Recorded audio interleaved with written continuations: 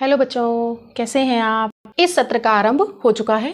कक्षा 7 की आपकी गणित प्रकाश की जो पुस्तक है उसकी शुरुआत बच्चों कर रहे हैं। पहला अभ्यास है इकाई 1 परिमेय संख्याएं 1A के लिए। इसका बेसिक थोड़ा सा समझ लेते हैं, आखिर ये परिमेय संख्याएं होती क्या हैं, कहाँ से आई, और उसके बाद हम इसके अभ्यास के सवाल लगाएंगे। जैसा कि बच्चों आपको पता है, वस्तुओं को गिनने के लिए हमें संख्याओं की आवश्यकता हुई। संख्याओं को हमने सीखा, यानी गिनती सीखी हमने, और उन्हीं गिनती को ही हम प्राकृतिक संख्याएं कह देते हैं। कहाँ से शुरू होती है? 1, 2, 3, 4, 5, 6 ऐसे करके ये आपकी प्राकृतिक संख्याएं हो जाती हैं, जिन्हें हम गिनती बोलते हैं। इन प्राकृतिक संख्याओं के बाद बच्चों शून्य की खोज हुई, और शून्य भी हमने इनमें शामिल कर दिया। तो 0, 1, 2, 3, 4 तो ये संख्याएं हमारी पूर्ण संख्याएं कहलाई। इसके बाद में प्राकृतिक संख्याओं के संगत ऋणात्मक पूर्णांक आए, जैसे कि -1, -2, -3, -4, और उनको भी हमने पूर्ण संख्याओं में शामिल कर दिया। तो ये हमारी ऋणात्मक पूर्णांक संख्याएं हमको मिल गई। इसी तरह से बच्चों हम लोगों ने भिन्नें भी पढ़ी हुई हैं। भिन्नों के बारे में भी हम लोगों ने ज्ञान लिया हुआ है।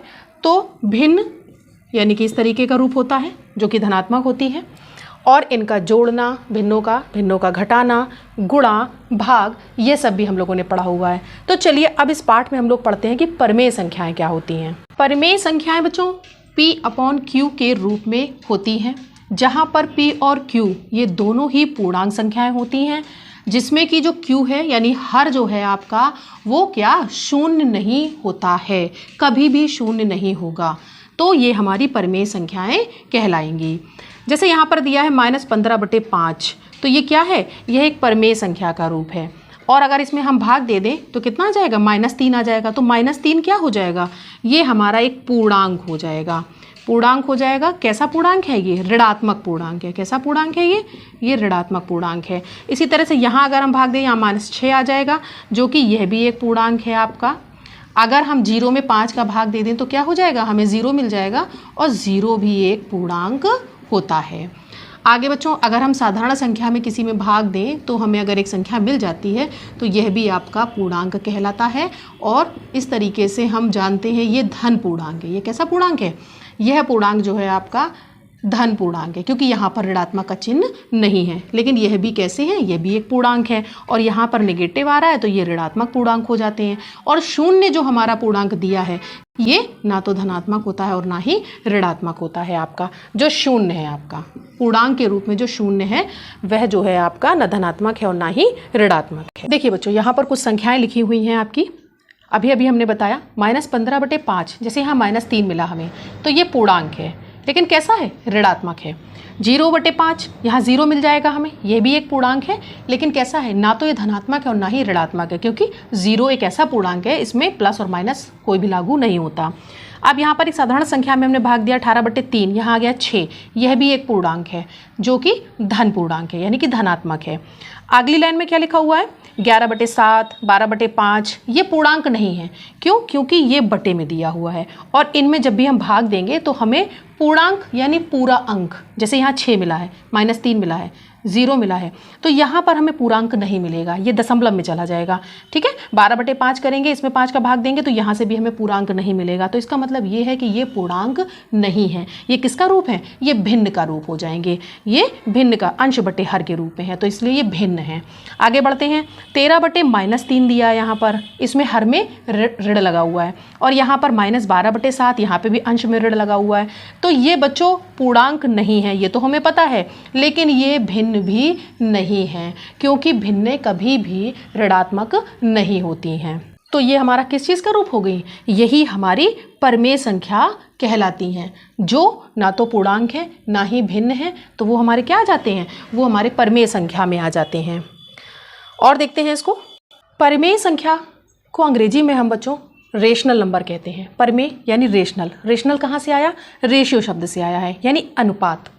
किसी भी भिन्न को, जैसे 3/5 लिखा है, ये एक भिन्न है, इसको हम 3:5 भी लिख सकते हैं। लेकिन जब यही -3/5 हो जाएगा तो इसको हम -3:5 के रूप में नहीं लिख सकते हैं।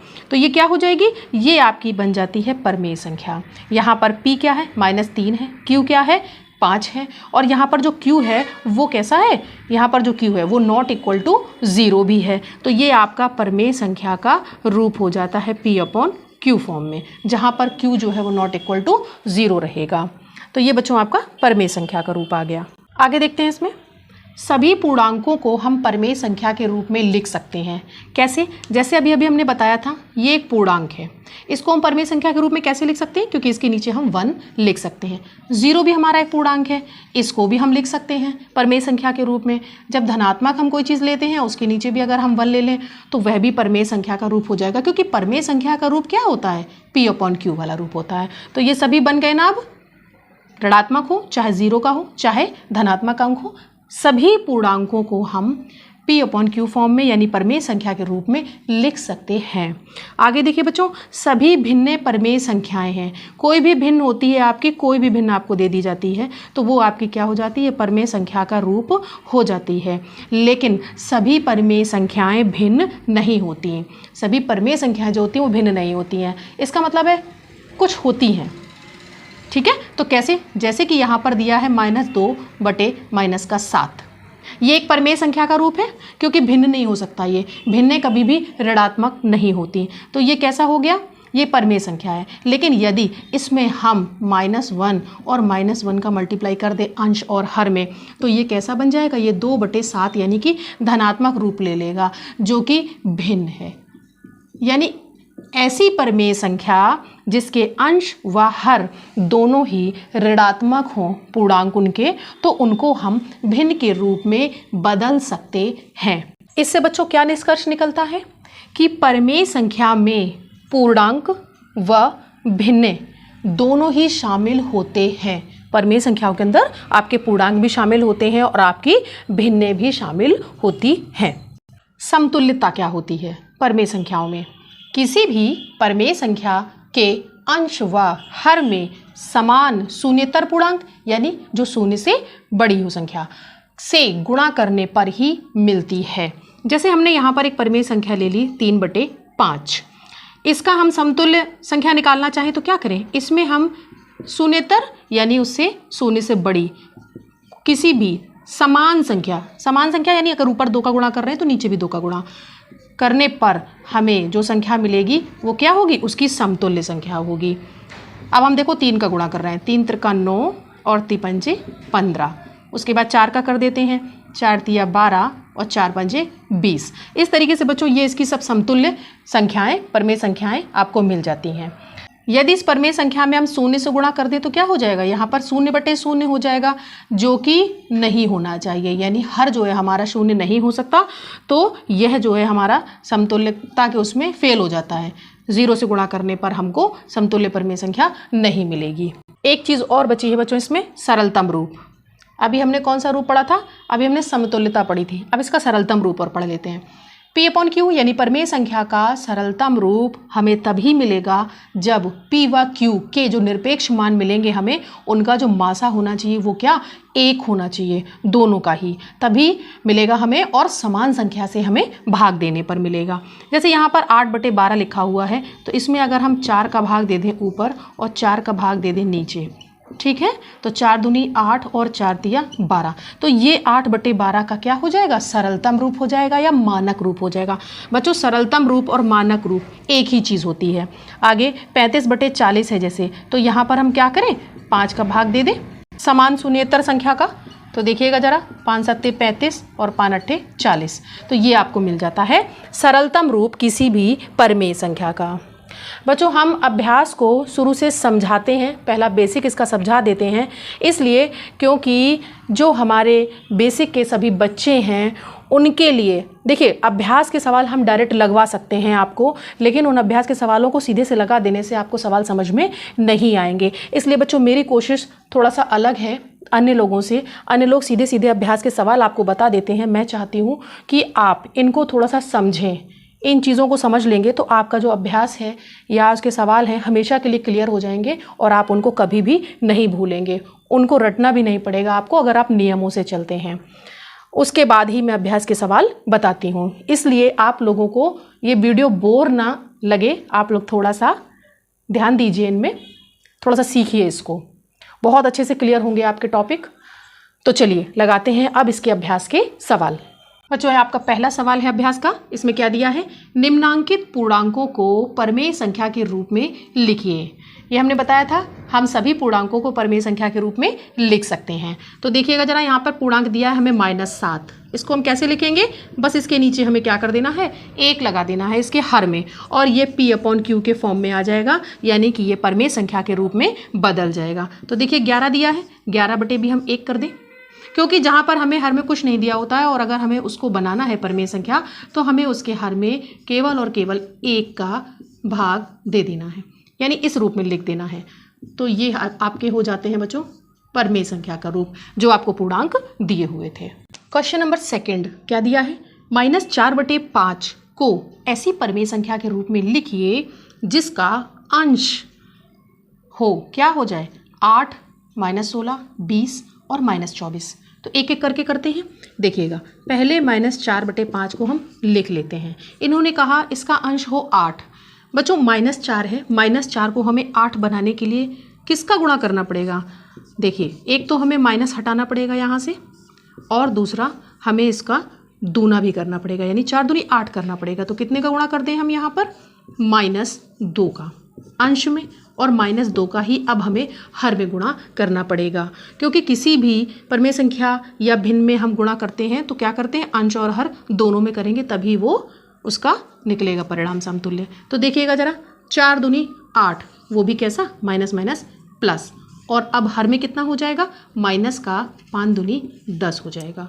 तो ये आ जाता है आपका पहला परमेय संख्या जिसमें अंश कैसा है, 8 है। दूसरा देखते हैं, -16 करना है, तो -4/5 में कितना गुणा कर दें हम, देखिए 4 चौक 16 और ऊपर से ये माइनस ही है, तो यहाँ पर 4 का गुणा अंश में और 4 का गुणा हर में अगर हम कर दें तो कितना हो जाएगा, ये ऊपर -16/5 चौक कितना, 20 आ जाएगा। तो ये हो जाता है आपका दूसरा। तीसरा देखिए 20 हो जाए, तो देखिएगा -4/5 कितने का गुणा कर दे, 4 पंजे 20 होता है, और हमें माइनस भी हटाना है, तो -5 का अंश में और -5 का हम हर में यदि गुणा कर दें तो कितना हो जाएगा, 5 चौक 20 और 5 25। तो देखिए यहाँ पर भी अंश हमारा कैसा हो गया, 20 आ चुका है धनात्मक का। हमें केवल ये ध्यान देना है कि इन्होंने जो कहा है वो शर्त हम केवल पूरी कर दें। आगे देखिए लास्ट में दिया है -24 बनाना है इसको हमें, तो -4/5 में 4 छंग 24 होता है, यानी कि 6 का गुणा कर दें हम अंश में और 6 का हर में, क्योंकि यहाँ ऋणात्मक ही लाना है इसलिए हमें माइनस नहीं लगाना है। कितना हो जाएगा, 6 चौको 24 माइनस का और 5 छका 30। ये आ जाते हैं बच्चों आपके दूसरे सवाल के सभी उत्तर। नेक्स्ट है बच्चों क्वेश्चन नंबर 3। यहाँ दिया है -5/-7 को ऐसी परमेय संख्या के रूप में लिखिए जिनका हर 7, -14, 21 और -35 है। इस बार हमें हर को बदलना है, तो लिख ले पहले हम -5 और -7। हमें हर कितना करना है, 7 करना है, यानी कि यहाँ पर धनात्मक कर देना है बस, और कुछ नहीं करना है। तो क्या करेंगे हम, -1 का अंश में और -1 का हर में अगर गुणा कर दें तो कितना हो जाएगा, 5/7 हो जाएगा, जिससे हमारा हर कैसा हो जाएगा, धनात्मक हो जाएगा। दूसरा देखिए -14 करना है इसको हमें, तो -5 और -7 ये दिया हुआ है, और इसको हमें -14 करना है हर को। तो देखिए ये एक तरीके से धनात्मक है, कैसा है, धनात्मक है ये। आगे देखते हैं, इसमें गुणा कर दें 2 का, कितना हो जाएगा ये, 5 दूनी 10, और ये कितना हो जाएगा, माइनस का 7 दूनी 14। तो ये हो गया हमारा हर ऋणात्मक। आगे देखिए 21 करना है, तो -5/-7, 21 धनात्मक करना है, 7 तिया 21 होता है, तो हम यहाँ पर -3 और -3 का कर दें यदि, तो माइनस माइनस प्लस हो जाएंगे, 5 तिया 15 और 7 तिया धनात्मक का 21 आ जाएगा। आगे देखिए घा, माइनस का 35 करना है, इसके लिए हमें क्या करना होगा, 7 × 35 होता है, तो देखिए 7 × 35 होता है, तो 5 का गुणा कर दे बस हम, कितना हो जाएगा, -25/-35। ये आपकी शर्तें पूरी हो जाती है क्वेश्चन नंबर 3 के लिए। अगला क्वेश्चन है बच्चों क्वेश्चन नंबर 4। निम्नांकित परमेय संख्याएं के हर जो है उनको धनात्मक बनाना है। यहाँ पर हमें दी हुई है परमेय संख्याएं, अब हमें हर धनात्मक बनाने हैं, तो क्या करना होगा, -1 और -1 का अगर हम मल्टीप्लाई कर दें इसमें तो ये कितना हो जाएगा, देखिएगा 9 हो जाएगा धनात्मक और 11 भी हो जाएगा धनात्मक, यानी कि हर हमारा धनात्मक हो जाएगा। बच्चों यहाँ पर जो शर्त दी जाती है, जैसे हर को धनात्मक बनाना है तो हमें उस पर कंसंट्रेट करना है। यहाँ पर अंश भी धनात्मक हो रहा है, हमें उससे कोई मतलब नहीं है। आगे देखिए 11/-17, इसमें क्या करें, इसमें भी अगर हम -1 का मल्टीप्लाई कर दें तो यह भी हमारा कैसा हो जाएगा, धनात्मक हो जाएगा इसका हर। ये देखिए, और अंश कैसा हो जाएगा, ऋणात्मक हो जाएगा, हमें उससे कोई मतलब नहीं है, हमें हर को धनात्मक बनाना है।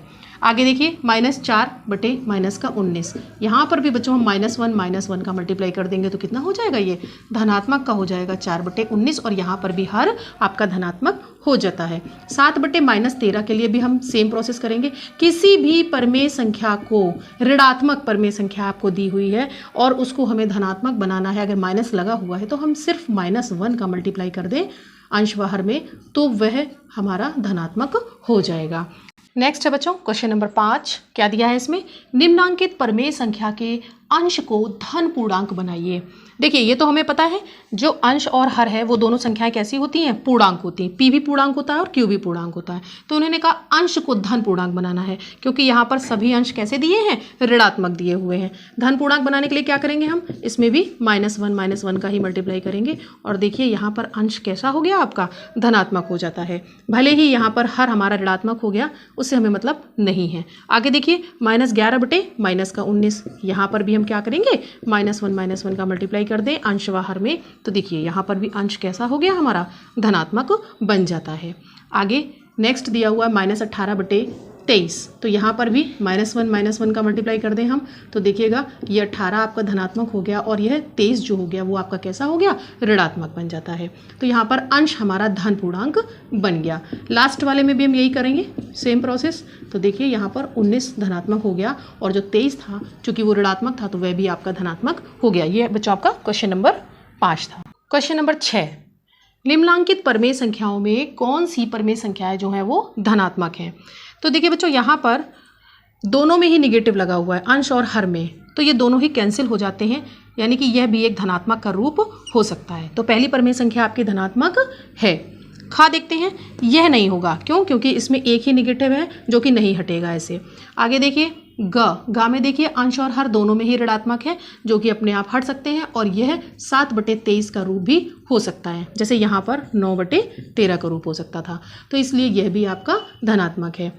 लास्ट वाला देखिए 8/-13, यह भी आपका नहीं है। तो यहाँ पर दो परमेय संख्याएं हैं क और ग, जो कि आपकी धनात्मक परमेय संख्याएं हैं। नेक्स्ट है क्वेश्चन नंबर 7, निम्नांकित परमेय संख्याओं में कौन कौन सी ऋणात्मक हैं। तो देखें यहाँ पर एक माइनस लगा है, यानी कि ये धनात्मक का रूप नहीं हो सकता, तो ये आपकी कैसी है, ऋणात्मक है। आगे देखिए खा में -6/-13, ये तो एक तरीके से धनात्मक का ही रूप है बच्चों, तो ये नहीं है आपकी ऋणात्मक। आगे देखते हैं ग 8/-35, ये भी आपका ऋणात्मक का रूप है। घ यहाँ पर देखिए ये दोनों भी धनात्मक का रूप हो सकती हैं, क्योंकि माइनस माइनस हट जाएगा, तो यह भी आपकी नहीं होगी। तो यहाँ पर भी क और गा यही आपकी ऋणात्मक परमेय संख्याएं हैं। क्वेश्चन नंबर 8, निम्नांकित परमेय संख्याओं को सरलतम रूप में लिखिए। देखिए बच्चों सरलतम रूप में लिखने के लिए हमने बताया था, जब हम अंश व हर में किसी भी शून्येतर पूर्णांक यानी शून्य से बड़ी संख्या का समान संख्याओं का अंश व हर में हम भाग देते हैं। तो देखिए यहाँ लिखा है 9/21, तो यहाँ पर हम किसका भाग दे सकते हैं, 3 का भाग दोनों में ही चला जाएगा। यहाँ हम 3 का भाग दे देंगे तो कितना आ जाएगा, 3 त्रिका 9 और 21 आ जाएगा। आगे देखते हैं यहाँ पर -18/-27 में देखिए 9 दूनी 18 और 9 त्रिक 27, ये भी इसका सरलतम रूप आ गया बच्चों। 21/-36 में, इसमें हम देखो 3 का भाग देते हैं तो कितना हो जाएगा, 3 सत्ते 21, और यहाँ पर हो जाएगा 3 एकम 3 और 3 दूनी 6, ये भी इसका सरलतम रूप आ गया। -36/64 में हम 4 का यदि भाग दे देंगे तो कितना हो जाएगा, 4 नेम 36, और यहाँ हो जाएगा 4 एकम 4 और 4 छंग 24, -9/16। तो ये बच्चों इनके सरलतम रूप आ जाते हैं, जिसके बाद इसमें किसी भी समान संख्या से भाग देने पर नहीं जाएगा। ये क्वेश्चन नंबर आपका 8 था। क्वेश्चन नंबर 9, यहाँ पर हमें रिक्त स्थान भरने हैं। यहाँ पर बच्चों परमेय संख्या दी है और उनकी समतुल्य परमेय संख्याएं भी दी हैं, लेकिन वो अधूरी दी हुई हैं। यहाँ पर बॉक्सेस खाली हुई हैं, उनको हमें भरना है। तो चलिए देखते हैं, यहाँ लिखा है -3/4, और यहाँ कितना लिखा है माइनस का 20, यानी इसमें किसका गुणा किया गया होगा जिसकी वजह से यहाँ -20 आ गया, ये देखना है हमें। तो 4 पंजे 20 होता है, लेकिन ये कैसा है, ऋणात्मक है, इसका मतलब है -5 का गुणा किया गया होगा, तो यहाँ पर -20 हमें मिला होगा। तो ऐसा करते हैं -5 का इसमें भी गुणा कर दें, तो जब -5 का गुणा इसमें करेंगे तो माइनस माइनस प्लस हो जाएगा और 5 दिया कितना हो जाएगा 15 यहाँ पर आ जाएगा। आगे देखते हैं, यहाँ कितना लिखा है 28 लिखा हुआ है, तो 4 में हम कितने का गुणा करेंगे कि 28 हमें मिल जाए, 4 सत्ते 28, यानी कि 7 का गुणा किया गया होगा तब हमें 28 मिला होगा। तो ऐसा करते हैं 7 का गुणा इसमें भी कर देते हैं, 7 या 21 माइनस का, ये आपका कंप्लीट हो गया। आगे ख -5 बटे माइनस का 8, यहाँ पर कितना है 24, 8 त्रिक 24 होता है, और यहाँ पर माइनस भी है, माइनस माइनस तो वैसे भी हट जाएंगे, ये धनात्मक ही है, यहाँ पर 3 का गुणा किया गया है, ठीक है, तो यहाँ पर भी 3 का कर देते हैं, कितना हो जाएगा 3 पंजे 15, या ये कह दीजिए -3 का गुणा कर देते हैं, तो दोनों ही धनात्मक हो जाएंगे। 8 त्रिक 24 और 8 5 दिया 15। आगे देखिए यहाँ पर लिखा है 25, यानी 5 का गुणा किया गया है तब हम 25 पाते हैं यहाँ पर, ठीक है, -5 का, तो यहाँ -5 का यहाँ भी कर देते हैं, कितना हो जाएगा 8 पन 40, ये भी आपका धनात्मक हो जाएगा। गा में देखिए 7 बटे माइनस का 9, कितना है यहाँ पर माइनस का 14 आया हुआ है, यानी कि -2 का गुणा किया गया है, तो -2 का गुणा इसमें भी कर देते हैं, तो माइनस माइनस प्लस हो जाएगा और 9 दूनी कितने हो जाएंगे 18 हो जाएंगे। आगे 7 पन 35, 5 का गुणा किया गया जिसकी वजह से यहाँ 35 आ गया, तो 5 का गुणा यहाँ भी कर देते हैं हम, तो देखिए 9 पना 45, -8 बटे यहाँ पे पहला पद खाली दे दिया है, तो दूसरे में देखते हैं। देखिए जहाँ पर कंप्लीट दिया है वहीं से हम इसकी तुलना करेंगे, तो यहाँ 4 है, यहाँ 15 है, तो यहाँ 8 माइनस का कब हुआ होगा जब इसमें -2 का बच्चों गुणा किया गया होगा, तो -2 का गुणा करने पर ये मिला हमें, तो -2 का ही गुणा हम इसमें करेंगे, क्योंकि अंश व हर में हम समान संख्या से ही गुणा करते हैं और समान संख्या से ही भाग देते हैं। तो देखिए -2 का करेंगे तो कितना हो जाएगा, ये -30 आ जाएगा यहाँ पर आपका। आगे बढ़ते हैं, यहाँ लिखा है 60, 15 चौके 60, और वो भी माइनस का, यानी -4 का मल्टीप्लाई किया गया, तो -4 का इसमें भी कर देते हैं, कितना हो जाएगा -4 चौक 16, तो ये आपके रिक्त स्थान यहाँ पर भर जाते हैं। क्वेश्चन नंबर 10, ये बच्चों आपकी अभ्यास का आखिरी प्रश्न है। इसमें देखिए समतुल्य 3 और परिमेय संख्याएं लिखनी है हमें, एक एक हमें दी हुई है और इनकी समतुल्य हमें लिखनी है। समतुल्य में हमने बताया हुआ है कि जब किसी भी परिमेय संख्या में शून्येतर पूर्णांक समान का हम अंश व हर में गुणा कर देते हैं तो हमें समतुल्य परिमेय संख्या मिल जाती है। देखिए यहाँ पर 2 और 2 का गुणा कर दिया, कितना मिल गया हमें 2 दूनी 4 और 5 दूनी 10। यदि हम 3 का गुणा कर दें तो कितना मिलेगा 3 दूनी 6 और 5 तिया 15, ये हो गई आपकी दूसरी समतुल्य। एक बार और करते हैं, 4 का गुणा कर देते हैं, देखिएगा 4 दूनी 8 और 5 20, ये हमारी 3 समतुल्य परिमेय संख्याएं हो गई। 7 बटे -11 के लिए भी हम यही करेंगे, इस बार संख्याएं बदल देते हैं। इसमें बच्चों कोई भी संख्याएं ले सकते हैं, वो समतुल्य ही होंगी, आप कितने का भी गुणा कर दें। देखिए जैसे यहाँ पर हम 5 का गुणा कर दें तो कितना हो जाएगा 7 पन 35 और 11 बचे 55 हो जाएगा। यदि हम यहाँ पर किसी और संख्या का गुणा कर दें 7 बटे -11 में, जैसे 10 का गुणा कर दें तो कितना हो जाएगा यहाँ पर 70 और ये हो जाएगा 110। इसमें उत्तर आपके अलग हो सकते हैं, तो इसलिए इसमें कंफ्यूज मत होइएगा। हम किसी भी संख्या का गुणा कर दें इसमें अंश व हर में समान संख्या का, तो हमें उसकी समतुल्य संख्या मिल जाती है। 7 बटे -11, इसमें यदि हम 2 का गुणा कर दें वापस तो कितना हो जाएगा 7 दूनी 14 और 11 दूनी 22 आ गया आपका। -8 बटे -5, देखिएगा वैसे तो यह धनात्मक संख्या बन जाएगी क्योंकि दोनों ही माइनस हट सकते हैं, तो यहाँ पर अगर हम 2 का गुणा करें तो कितना हो जाएगा 8 दूनी 16 और 5 दूनी 10, 3 3 का 8 त्रिक 24 और 5 तिया 15, 3 3 का गुणा कर दिया। देखिए बच्चों 4 का गुणा कर दिया अगर हम तो कितना हो जाएगा 8 चौक 32 और 5 चौक 20। तो इस तरीके से आपको परिमेय संख्याएं ये 3 3 हमने निकाल के दिखा दिया, आप और अधिक भी निकाल सकते हैं और किसी भी पूर्णांक संख्या का जो है आप इसमें गुणा करके इसकी समतुल्य संख्याएं प्राप्त कर सकते हैं। तो बच्चों इस तरीके से आपका 1A अभ्यास ये कंप्लीट हो जाता है। आप इन वीडियोस को देखिए, सवालों को समझिए, अगर आपको कहीं दिक्कत आती है तो आप कमेंट में हमसे पूछ सकते हैं। वीडियो को शेयर करते चलिए, चैनल को सब्सक्राइब करवाते चलिए और सीखते रहिए गणित मेरे साथ।